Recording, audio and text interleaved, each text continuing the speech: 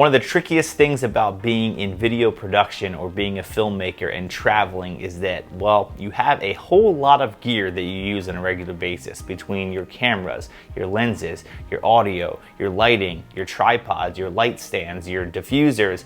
There's a whole lot of stuff. And when you have to take that stuff elsewhere and try to perform the same production level thing, but you're flying on a plane, and maybe like me, most times by yourself, trying to figure out what you can bring with you and making it all possible and very small can be a tricky balance. I've been fortunate enough to travel quite a bit over the last bunch of years, and I've really dialed in my kind of production style rig that I bring with me, and it all fits into this little tiny Pelican case. I also carry a big case for my tripods and for my clothes, but all the cameras, the lenses, the lighting, and the audio fits in this tiny little Pelican 1510 case. So I'm in Atlanta, Georgia traveling right now, and I figured I'd run you through kind of what my little rig looks like and what I carry with me when I travel. So here is my case right here and how it's packed, and let me tell you what I have. First of all, the camera body is obviously a very important piece of your cinema rig. I'm currently traveling with the Sony FX3s. These are our main cameras for all the work that we do, and I travel with 2 of them. I always make sure I have at least 2 bodies. Sometimes I'll even bring 3 depending on what I'm shooting, but most times it's just 2. And I use these as my main rig. So I have them right on top of each other with a little padding in between them. They fit nice and snug in this case. I do use the Trek Pack system with Pelican, so I can really adjust the case to fit and make sure everything's super snug. One thing that I really try to do when I'm traveling is making sure that everything is very tightly packed. So I don't want any space between things, because that's how things move around and can get a little bit broken or whatever. So everything in here is very solid against another thing, and anytime I have any space in any of these compartments, once I'm done packing it, I will put something else there. So I'll figure out more batteries to bring or something that would be useful for me, but simultaneously it'll just make sure that this rig stays very tight, because then I know when I'm moving things around, when I'm tossing things around or putting it overhead or letting it roll and hitting bumps, nothing's bouncing around. It's all really snug together. Lens wise, I bring 4 different lenses with me. I have the 85mm G Master lens. I have a 50mm Sigma 1.4. I have the 24-105 f4. This is the newest addition to my rig, and I really have been a fan of it. It's been really good and versatile for being able to shoot a little bit of anything that I want.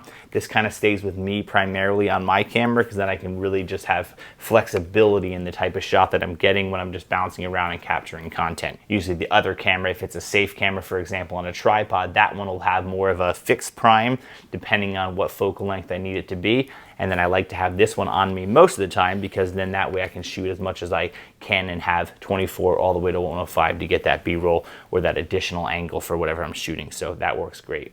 And then lastly, I have the 24 1.4 G Master, and this is probably my least used lens in the kit when I'm traveling, but I really like having a wide angle lens that just has a low aperture, because in the event that I'm doing some really quick run and gun stuff where I'm just trying to capture maybe a quick little interview or maybe, you know, a testimonial from a speaking event and someone wants to suddenly capture something from the crowd or whatever, I can just throw this on a camera with a Rode mic on top of it and just be able to get close enough that the audio still sounds really good with the on-camera mic like this, but at the same time it still has a nice little depth of field and a nice look to it. So I really like this lens. It works great for that. One thing you'll notice about my rig is that I don't travel with any sort of stabilizer. Like, I don't travel with a gimbal or anything. In an event that I really need to get some sort of stable footage, I trust my own hand and in-body stabilization on the camera and the lens to be able to get those shots, put it in 60 frames a second and get any moving shots that I want. It gets me exactly the results without having to carry around the extra bulk of a gimbal. Plus the battery inside the gimbal, I'd have to check that in a different bag, and I'd have to carry the battery with me and my carry-on. It's just a hassle. So I don't travel with any gimbal at all. Right next to the lenses, we have the Rode VideoMic Pro. This is always in the case, and that is just for my on-camera audio, just for sync purposes if I have external audio, or just for much better sounding on-camera natural audio that would come from the camera, so I always carry that with me. Right next to that is actually a little torch LED light. and I have 2 batteries for it. I don't use this a ton when I'm traveling, but if I suddenly need a little bit more light for something that I'm shooting with a client, it's nice to just be able to have something super, super small. And then I usually have like a GorillaPod in my tripod case that I can just simply prop this up and use this for whatever I want. It just gives me enough light that I can utilize it for something, and I can adjust it and just make just enough light to be an additional light source in the event that I don't have it. Most of the time when we're traveling with clients, I try to do a lot of stuff that's obviously very natural light driven, so I don't have to worry about lighting anything at all, because obviously I don't bring a full lighting rig with me, so it's not like I'm going to do anything super high level with lighting regardless, so I'd rather just try to do a natural light. For most of the clients that we travel for, that actually works fine, because I can usually make natural light work without a problem, but I do bring just that light just in case I need something extra. Right next to the camera bodies, I have a lot of batteries, so I bring like 8 batteries with me, and I also bring my Zendor power bank and the little adapters that can charge the batteries with the power bank. So I just like to make sure I have obviously plenty of power for what we're doing. In the event that my batteries aren't enough power for the entire day worth of shooting, which is very rare, I can have this on the fly and be able to charge the batteries remotely while I'm in the case and traveling around doing whatever I need.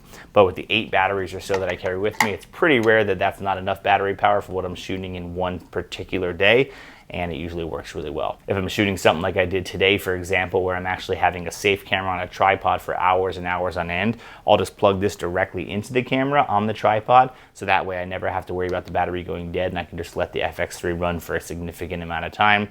Obviously the unlimited recording time, it just allows me to kind of plug it into here, not worry about it, let it run all day. And right next to it, I have my drone. So I travel with the little Mavic Mini 2 currently.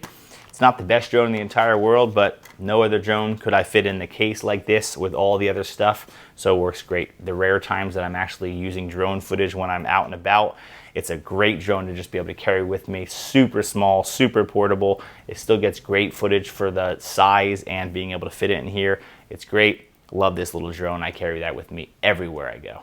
Now, depending on what type of content I'm shooting, really will determine what type of audio setup that I use. So I carry 3 different types of audio setups with me, all primarily lav-based, but different ways to actually capture that audio. The first thing I carry with me, and this is actually a newer edition because I just got the new Pico mics. I did a review a few years back on the original Pico mics, and they've severely improved them since that, and they're actually even better than they ever were, and I really, really like these. These are great to be able to have on top of a camera when I suddenly need to capture audio for some sort of quick little talking head thing. I can just clip this right on a talent, boom, use it right wired into the camera. It sounds fantastic. I wouldn't use this as like my main audio source for like an entire keynote, for example, just because I don't want to worry about interference.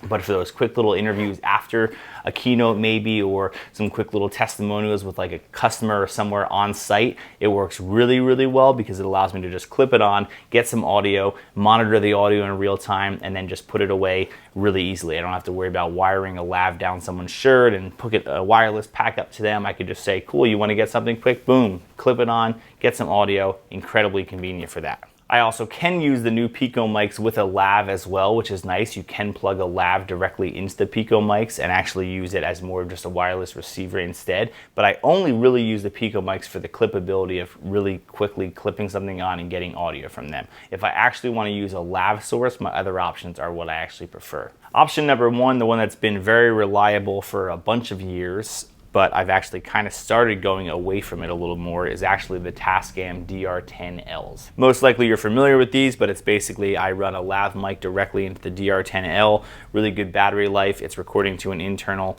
micro SD card, very reliable for the most part. I really have had no issues with these at all for the last 2 or 3 years using them. Up until recently, I've had some issues that I really haven't perfectly diagnosed yet, but I've kind of got scared enough with them that I kind of have been leaning a little bit more to the other option that I'm going to tell you about. But I have identical lav mics. I have carry 3 of them with me. The Countryman B3s are my main lavs. So I have one right here on the Tascam. So if I'm doing a keynote of some sort with someone, usually I will let them just put this on as just my additional backup audio in the event that the main source that they're using is not good enough for me to use. But These work good, they're nice and reliable. Clip it on, they can't really accidentally turn it off, and that's a nice little option. But what I've actually been kind of leaning toward more recently is actually the Rode Go Wireless 2s. What I really like about the Rode Go's is the fact that I can run wirelessly directly into my Safe camera so that the audio is actually just directly linked to the file, no sort of syncing up in post, and I can just get that audio nice and clean right to the camera, which is awesome. Now, normally I would never ever recommend using wireless as your main source because you just can't trust that wireless is going to work 100% of the time perfectly. What I really love that Rode added in these new microphones is the fact that it can record internally as well, and it always is recording internally to its own little hard drive based SSD in here, whatever memory they have in here of some sort. And anytime this is connected to the receiver, it's recording. That's amazing because in the event that there is some sort of interference that happens in real time on that, speaker, that keynote speaker, it is also recording here and I can get that full raw quality audio directly recorded to the unit itself. So that's great because it's already synced up and sounding great if it obviously didn't have any issues at all, but in the event that it actually had wireless interference, it'll show me in that audio file that it had interference and I can just grab the original audio and I never miss anything. That's a really good option because it's kind of like 2-in-1. If it works perfect, it's already synced. If it doesn't, you have a backup. No other option really has that. A straight up wireless doesn't have that option, and a DR10L is only hardwired, which means you still have to sync it in post. I really like it. Now you can use the Rode mic similar to the Pico mics and just literally clip that onto someone and let them talk, but I personally think that it just looks so dumb to me. Anytime I see people using this to actually clip on the talent and like have them talk into this instead, it just looks ridiculous to me. I prefer a lav. I think it's much cleaner and works much better. So that's just kind of my preference. I really only use these for the lav option and not the clip-on. I think the Pico mic is much better designed for just the quick clip type of content. I carry it in this little Pelican 1010 case. That way all three receivers plus the cables are in there, nice and secure. Nothing can happen obviously to them. And it keeps us nice and snug right next to the drone, right next to the Pico mic, right next to the Tascam DR10L. And the lens just fits nice and snugly right in there. And that's kind of it. There's definitely no perfect setup for everyone because everyone records different type of content. So depending on what you're actually filming on a regular basis, this type of kit may not work perfectly for you, but it works really, really well for me. And I love that I can carry 2 camera bodies, 4 lenses, 3 sources of audio, lighting, a drone, and batteries all in this tiny little case. It gives me quite a capable and professional rig that can get me kind of anything that I want, and yet it still fits in this very small Pelican case, which is a huge perk.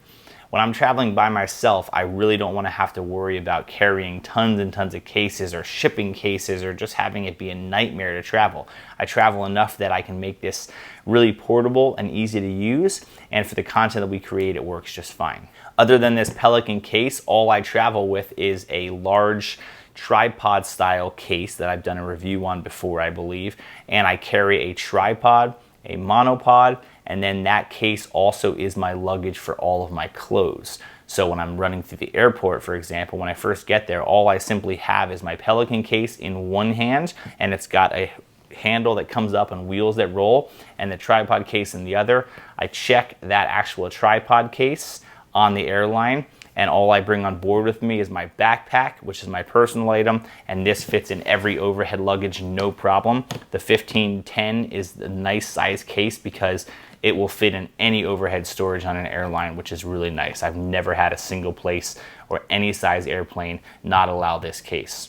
In the past, I used to travel with my larger Pelican 1560 case, and that one will not fit in all overhead. It will fit in most, but not all. This one fits every single time, and that's awesome because I do not want to check this bag ever. Not for the sake of safety, I'm really not concerned about anything happening. The Pelican cases are incredibly strong, but the last thing I want is for some reason that this does have to be checked and it somehow doesn't get to the place that I'm going and then I'm waiting for this. If I don't have these cameras, I can't do my job at all. So this stays with me at all times, and I love having it nice and small so that I can at least make sure that that happens. So that's my travel rig. Hopefully this video was somewhat entertaining for you, and we'd love to know what you travel with, and is your rig similar to mine, or what was kind of your biggest takeaway of my type of setup. Comment below, let me know. Thanks for watching.